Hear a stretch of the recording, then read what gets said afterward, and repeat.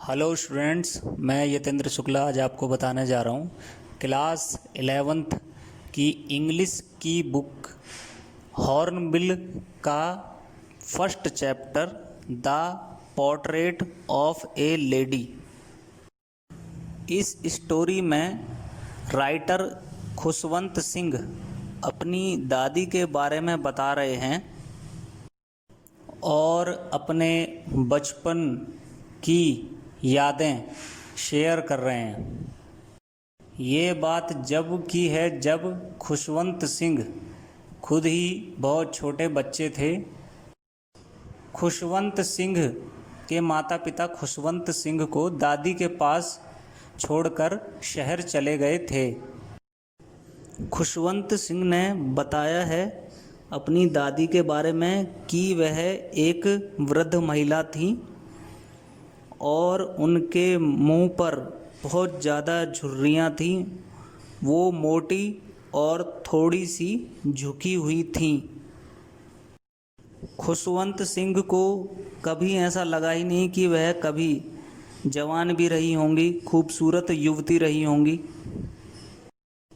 खुशवंत सिंह फिर अपनी दादी के साथ अपने रिलेशन के विषय में बताते हैं कि उनकी दादी खुशवंत सिंह के साथ एक दोस्त जैसा व्यवहार करती थीं। खुशवंत सिंह की दादी खुशवंत सिंह को हर रोज़ स्कूल जाने के लिए तैयार करती थीं। उसके बाद खुशवंत सिंह को स्कूल छोड़ने जाती थीं। स्कूल के पास एक मंदिर भी था जहां खुशवंत सिंह की दादी धार्मिक पुस्तकों को पढ़ा करती थीं। मंदिर से लौटते समय दादी खुशवंत सिंह को अपने साथ लेकर आती थीं और रास्ते में मिले हुए कुत्तों को रोटियां खिलाती थी। फिर एक दिन क्या हुआ, खुशवंत सिंह के माता पिता ने दादी और खुशवंत सिंह को शहर बुलवा लिया। खुशवंत सिंह ने फिर बताया कि शहर बुलवाने के बाद दादी और खुशवंत सिंह के जीवन में एक टर्निंग पॉइंट आया। अब भी खुशवंत सिंह और दादी का कमरा एक ही था, पर अब दोनों में बातें बहुत कम हुआ करती थीं। दादी जब खुशवंत सिंह से उसके स्कूल के बारे में पूछा करती थीं और उनके विषय के बारे में पूछा करती थी, तो खुशवंत सिंह बताते थे कि वो पढ़ते क्या क्या हैं। तो उन्होंने बताया कि वह आधुनिक विज्ञान पढ़ते हैं और अंग्रेजी साहित्य पढ़ते हैं। इन सब्जेक्टों को सुनकर दादी बहुत दुखी होती थी और वह इसलिए दुखी होती थी क्योंकि धार्मिक ग्रंथों की शिक्षा नहीं दी जाती थी खुशवंत सिंह को।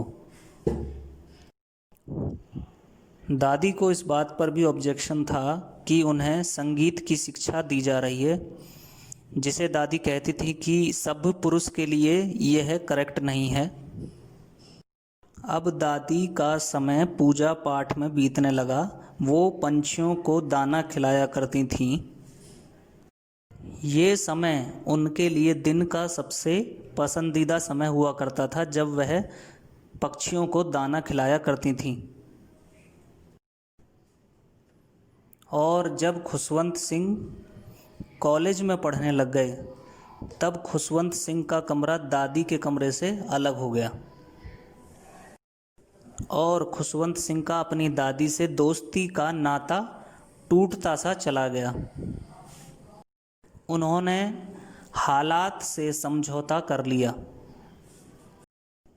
जब खुशवंत सिंह ने कॉलेज की पढ़ाई पूरी कर ली, तब उन्होंने आगे की पढ़ाई के लिए विदेश जाने का डिसीजन लिया।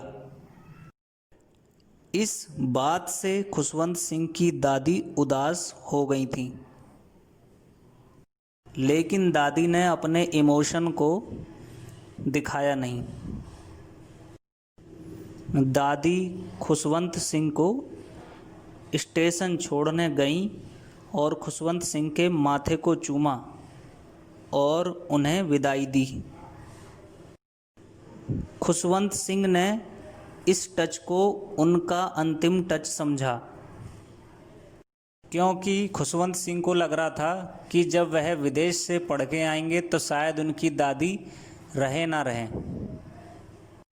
लेकिन जब खुशवंत सिंह विदेश से पढ़ाई पूरी करके शहर आए तो उन्होंने देखा कि उनकी दादी जिंदा हैं और उनका इंतज़ार कर रही थीं। उस दिन भी दादी ने अपना सबसे अच्छा वक्त पंछियों के साथ बिताया, उनको दाना देकर।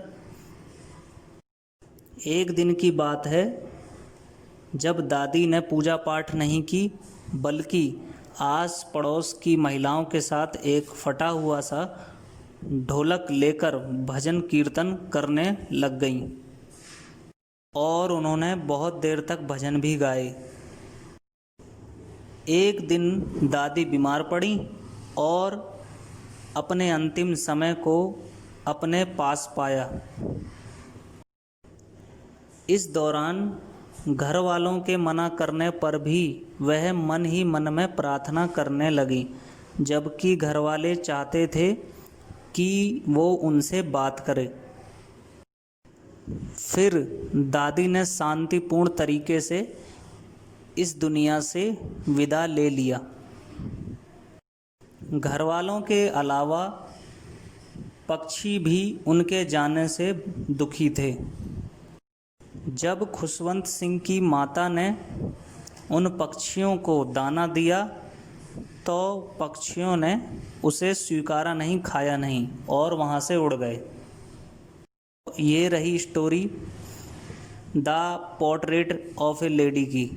आशा करता हूँ आपको स्टोरी पसंद आई होगी, हिंदी समरी समझ में आई होगी। वीडियो पसंद आए इसे शेयर, कमेंट, लाइक ज़रूर करें। धन्यवाद।